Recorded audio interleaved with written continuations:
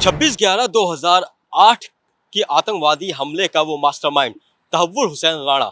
जिसे 15 साल की मशक्कत के बाद भारत लाया गया और भारत लाने के बाद उसे एनआईए के इसी दफ्तर के अंदर रखा गया। एनआईए के दफ्तर में लाने के बाद जब उसे कोर्ट में पेश किया गया तो एनआईए की टीम ने उसे पूछताछ के लिए 20 दिन के रिमांड की बात कही थी, लेकिन कोर्ट से 18 दिन की रिमांड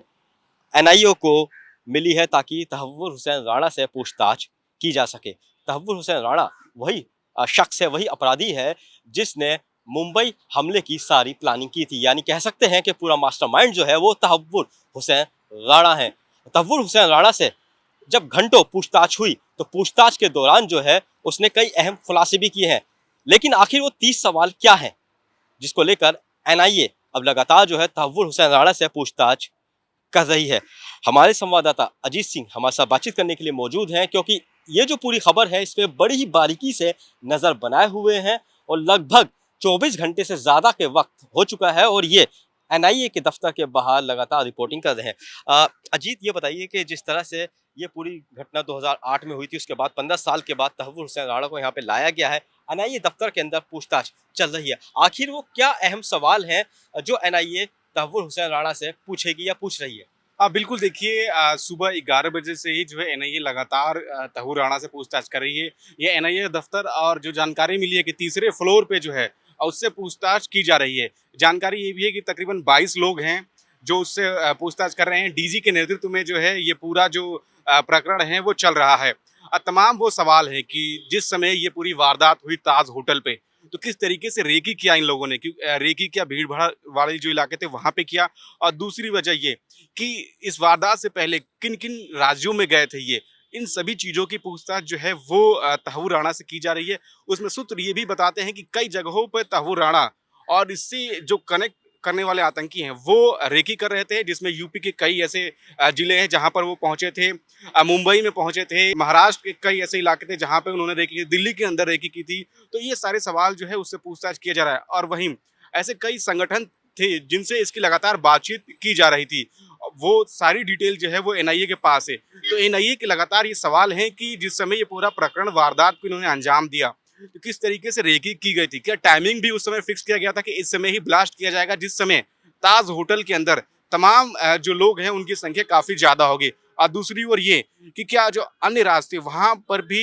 भीड़ भाड़ वाले ही इलाकों को जो है चिन्हित किया गया था, और वहीं अभी भी क्या पाकिस्तान से इसके कोई संबंध है और पाकिस्तान के लोगों से क्या इसके कनेक्शन अभी भी हैं, और उस समय भी अगर थे तो किन किन लोगों से इसके कनेक्शन थे, क्योंकि हाफिज सईद समेत तमाम जो ऐसे आईएसआईएस से संबंधित आतंकी संगठन हैं जिससे इसके कनेक्शन सामने आ रहे हैं। वहीं दूसरी ओर बात है कि हमने सुना कि जैसे ही तहव्वुर राणा को भारत लाया गया तो उस समय जो पाकिस्तान के जो विदेश मंत्री हैं उनका बयान हमने सुना था, उन्होंने कहा था कि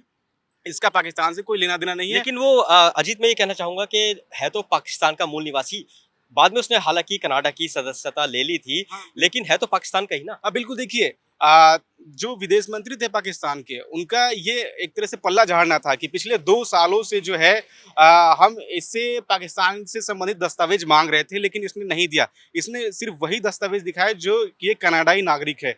इन सभी चीज़ों से हालांकि पाकिस्तान अपना पल्ला झाड़ रहा है, लेकिन ये सबको पता है कि किस तरीके से जब 26/11 जैसे वारदात को अंजाम दिया गया था, उस दौरान कई ऐसे संगठन थे जो खुशियां मना रहे थे, और पाकिस्तान के अंदर ही हम देख रहे थे कि किस प्रकार से कई ऐसे संगठन थे जो उस समय काफी ज्यादा उजागर हुए थे। उन्हीं ही सारी सवालों का जो जवाब है वो एनआईए लेना चाह रही है, और इसीलिए कई जो सालों की जो परिश्रम है एनआईए की, उसका जो है वो कहीं ना कहीं उससे सफलता मिली है। लश्कर तैयबा का इसके अंदर हाथ निकल कर आ रहा है कि पहले ये लश्कर तैयबा के अंदर था और वहीं रहकर सारी घटनाओं को अंजाम दिया करता था, तो इस बात में अभी तक एनआईए कहाँ तक पहुंची है? बिल्कुल, देखिए लश्कर तैयबा और आईएसआईएस से संबंधित जितने भी संगठन हैं, इन सभी के बारे में इससे पूछताछ की जा रही है। हालांकि अभी किन सवालों के इसने जवाब दिए हैं वो अभी सामने नहीं आ पाए हैं। एनआईए कुछ देर में उन सभी चीज़ों के बारे में बताएगी कि आखिर इनसे जो सवाल पूछे जा रहे हैं वो जवाब दे रहा है कि नहीं दे रहा है, क्योंकि हमने देखा था कि अमेरिकी कोर्ट में इसने किस तरीके से बताया था कि अगर मैं भारत गया तो क्योंकि मैं मुस्लिम हूँ तो मुझे भारत में मार दिया जाएगा, लेकिन एनआईए ने तमाम जो प्रक्रिया थी और जो औपचारिकताएं थी उसे पूरा करने के बाद वो भारत लाई, और फिर उसे भारत में गिरफ्तार किया गया, और उसके बाद रात के समय भी हमने देखा किस तरीके से कोर्ट में ले जाया गया और तकरीबन 1 बजे के आसपास रात को फिर एनआईए दफ्तर लाया गया उसे, और उसके बाद इसने आराम किया और जो भी चीज़ें थी एनआईए दफ्तर के अंदर वो की गई, लेकिन सुबह 11 बजे से इससे लगातार पूछताछ की जा रही है। अभी भी पूछताछ जो है इससे जारी है। इसी में तीसरे फ्लोर पे जो एनआईए दफ्तर है, इसी के तीसरे फ्लोर पे जो है वो पूछताछ की जा रही है, और ये जो जानकारी मिली कि 22 लोग जो है इससे पूछताछ कर रहे हैं,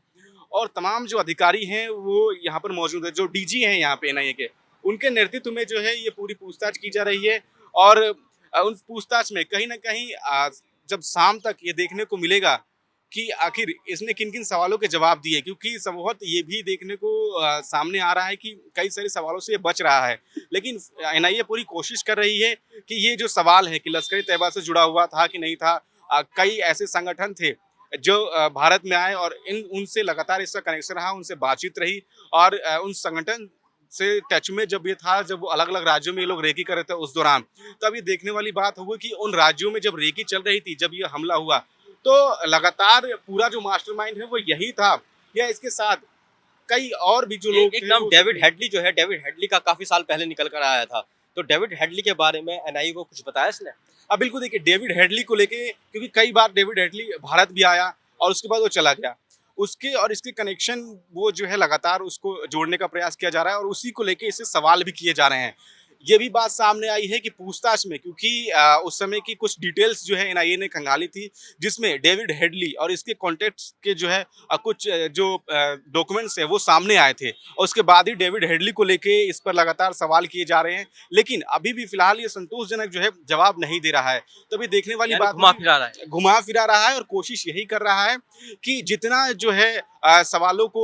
दांवपेच जो एनआईए का है उससे बचा जा सके, वो बचने का पूरा प्रयास कर रहा है। तो कहीं ना कहीं अब देखने वाली बात होगी कि जब आज की जो पूरी पूछताछ है जब खत्म होती है, तो एनआईए की ओर से जो सवाल इससे पूछे गए, उसमें किन किन सवालों के जवाब इसने सही तरीके से दिए हैं। जी, आप काफी घंटों से यहाँ पर लगे हुए हैं, आपने रात भी यहाँ पे बिताई, तो ये बताइए कि रात में जब उसे 1 बजे यहाँ पे एनआईए ऑफिस लाया गया था, तो खाने में उसे क्या दिया गया था? क्या नॉर्मल खाना दिया गया था, या फिर उसके लिए उसके डिमांड पे स्पेशल खाना दिया गया था, या उसे किस तरीके के रूम में रखा गया है? अब बिल्कुल देखिए, क्योंकि पहले से ये बातें चलती हुई आ रही थी, और हमने देखा था कि उसके आने से पहले ही ग्रीन कॉरिडोर बनाया गया, और यहाँ पर किस तरीके से उसे लाया गया, और उस दौरान तमाम जो पुलिस ऑफिसर थे उनके फ़ोन भी किस तरीके से हमने देखा कि बंद करवा दिए गए थे, ताकि किसी भी तरीके से कोई डिस्टर्बेंस जो है वो पुलिस ऑफिसर जो एजेंसी से संबंधित लोग हैं उनको ना हो। उसके बाद इसे तीसरे फ्लोर पर रखा गया, वहीं इससे पूछताछ भी की जा रही है, वहीं इसने विश्राम भी किया। तो कहीं ना कहीं जब डाइट की बात आई, तो पहले इसका जब मेडिकल परीक्षण कराया गया था, उस दौरान ही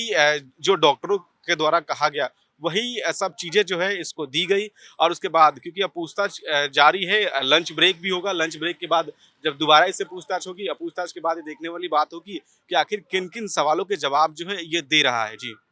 बिल्कुल, तो जिस तरह से जो है लगातार तहव्वुर हुसैन राणा से जो आतंकी है उससे पूछताछ जो है एनआईए की टीम कर रही है, लेकिन जैसा कि अजीत ने बताया कि लगातार सवालों को घुमा फिरा कर उनके जवाब जो है वो दे रहा है, ताकि किस तरह से एनआईए को चकमा दे पाए। लेकिन जिस तरह से 18 दिन की जो रिमांड है उसके अंदर कई सारे ऐसे खुलासे होने बाकी है जो काफ़ी चौंकाने वाले हो सकते हैं, क्योंकि जिस तरह से लश्कर तैयबा से ये आतंकी जुड़ा हुआ था, और कहा जा रहा है ये चिकित्सक भी रह चुका है सेना के अंदर, तो जाहिर सी बात है अच्छे दावपेची से आते होंगे। लेकिन जिस तरह से पूरा मास्टरमाइंड जो है वो 2008 26/11 का इसे बताया जा रहा है, इसे कोर्ट के अंदर पेश भी किया, अब दोबारा से 18 दिन के बाद इसे कोर्ट के अंदर पेश किया जाएगा। तो जाहिर सी बात है फैसला क्या होगा ये तो आने वाला वक्त बताएगा। लेकिन उससे पहले जिस तरह से जो मृतक के परिजन थे उनके अंदर कहीं ना कहीं एक इत्मीनान है, एक सुकून उन्हें मिला है, क्योंकि उनका जो आरोपी था वो अब भारत के शिकंजे में है, भारत की जांच एजेंसियों के शिकंजे में है, और उन्हें पूरी उम्मीद है कि उन्हें इंसाफ जरूर मिलेगा। दिल्ली से कैमरामैन अपने सहयोगी अजीत सिंह के साथ वाजिद अली, नवोदय टाइम्स।